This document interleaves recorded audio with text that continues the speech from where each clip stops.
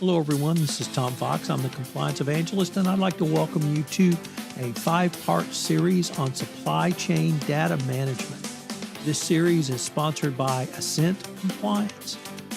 Ascent Compliance provides cloud-based SaaS solutions that help companies manage their supply chain data, facilitate stakeholder and supply chain education on regulatory and program requirements, and increase transparency between businesses. Ascent helps companies overcome the challenge of meeting their compliance business requirement. Finally, Ascent streamlines the data exchange process for suppliers, making it easier for them to comply with their customers' data requests. For more information, check out their website, ascentcompliance.com.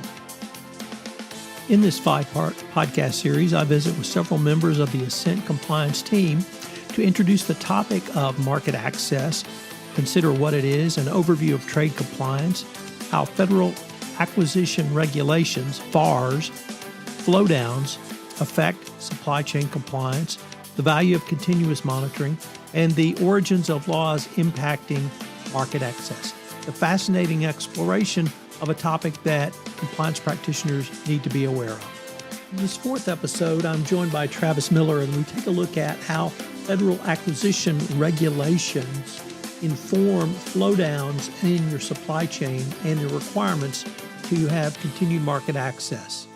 Hello, everyone. This is Tom Fox back again for another episode of our 5-part exploration of maintaining market access. I have back with me Travis Miller. Travis is the General Counsel for Ascent Compliance. Travis, first of all, welcome and thank you for taking the time to visit with me again today. Absolutely, Tom. I can't think of a better place to be. Today, Travis, I wanted to visit with you about FARs, Federal Acquisition Regulation, flowdowns. This is something that I have found bedevils not only supply chain professionals, but the overall concept of flowdowns bedevils most compliance practitioners in multiple disciplines. So I thought it would be a great way to explore the overall macro topic by focusing on FARs. So let me just start off with, do you see government contracting and FARs requirements becoming even yet more challenging? I do, and I've got a lot of practical situations that are kind of evidencing as much.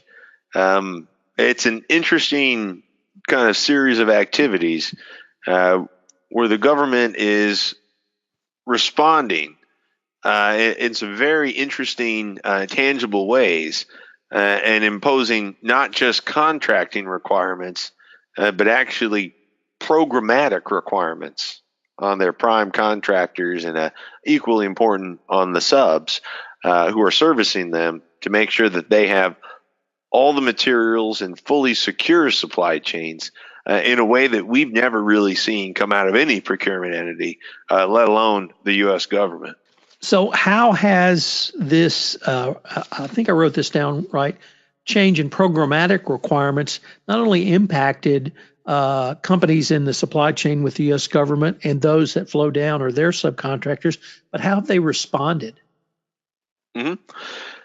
Yeah, so it's interesting. I'll pick on a couple examples, but they're meaningful ones because as your listeners start to look at their own contracts, it might be real meaningful to see what it is that they've accepted, either incidentally or on purpose. A big one are some of the Modern Slavery Act requirements. You're seeing anti-counterfeit part requirements. You're seeing actual cybersecurity requirements, all being embedded and enclosed inside of government contracts that are intended not to just touch those primes, those individual companies that directly do business with the government, but in turn to also look very deep into where they're actually sourcing all the way down to raw materials in some instances. Now, the purpose for that is actually an interesting history and dialogue where, the government was trying to do risk assessments. They were saying, how are our adversaries gaining access to information and schematics? How are they producing, jets and military weapons and other types of materials that are equivalent or at least getting closer to equivalency to what the U.S. is. And what they found are, the prime contractors are usually pretty darn good. They're secure. They know what they're doing. But as data kind of moves and migrates around and finds its way to smaller scale entities or commercial entities or other folks that maybe don't have the same protections and programs, that's a target. That's where a lot of the cyber attacks and a lot of the ability to steal sensitive information really started to emerge. And that's also how they were able to start to influence a lot of the actions that pertained and led to, a lot of the domestic supplying and other issues. So the reaction really became, well, we're going to force our primes to enforce their suppliers to do the activities that they should have been doing to protect themselves in the first place. And that's really been the change, or the foundational kind of shift that's caused people to have to reevaluate government contracting programs and has made it really so onerous as of late. Without picking on any particular companies or names, it sure sounded like to me you described a situation where we had a not major but humongous data breach where lots of consumer credit card information was released, and the bad guys came in not directly against the company but through an HVAC contractor. So it really this whole area of flow downs of your counterparties, of your subcontractors, in terms of the even broader range of security issues or programmatic themes that you talked about, has become much more challenging. Not to cross-mix metaphors, but I read an article this past weekend about a Brazilian Formula One driver named Michael Senna. And I don't know if you follow racing at all, but in the 90s, he was one of the very top elites of Formula One. And he had a formula for getting in and out of hairpin turns different than other drivers. And his formula was enter slowly so you can leave more quickly. And I took that as a brilliant business metaphor, particularly around the topic of flow downs, because you may want to take more time evaluating your counterparties, your third parties, your subcontractors, or even those that you're doing business with as customers, so that when the time comes and the ink is on the contract, then you can move quickly. It seems to me that in the supply chain, the ability to move quickly, to respond quickly, is a critical element of not only those down your supply chain, but the lead company itself. Does any of that really resonate, Travis? Entirely. I always talk to all of my clients, both internal and external that I've worked with, and I say government contracting is a different business. Even if you're producing exactly the same product, it's a different business. It should be treated as such. The type of programs you put into place, the way that you manage it, the way that you cost something, the type of employees that you handle, top to bottom, it's just an entirely different business.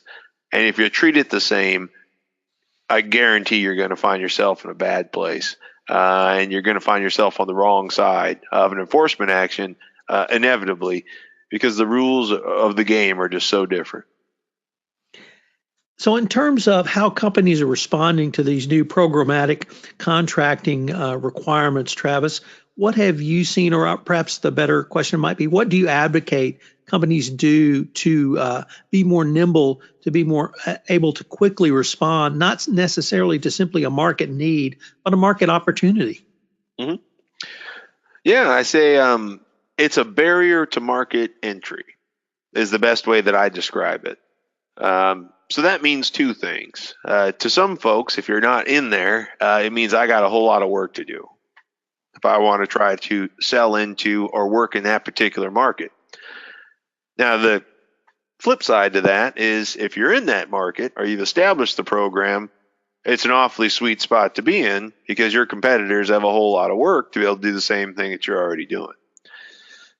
So the more that you can institutionalize the programs, the requirements, and as an added benefit, they tend to be pretty good things. You don't want to be buying a bunch of counterfeit goods that are wounded soldiers that are going to get into your devices and fail inevitably. That just causes consumer distrust. You don't want to allow people to peer into your data and to steal your technology or your IP. That's foundationally a bad thing. You got to protect yourself to a certain extent. It's not up to the government. These types of activities are going to make you a better company. So being able to institutionalize the ones that make sense across the company is great. And then being able to go a little further, either in a subsidiary or a standalone entity or a specific business unit or function that can handle those additional pressures and requirements, is what I really see as a best practice and what I would advocate for most.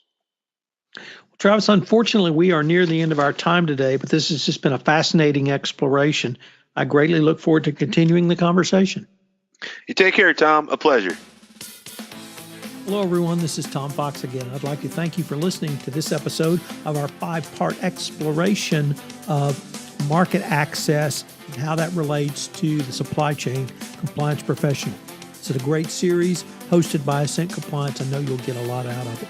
Check out our sponsor, Ascent Compliance, at their website, www.ascentcompliance.com. This special 5-part podcast series is a presentation of the Compliance Podcast Network.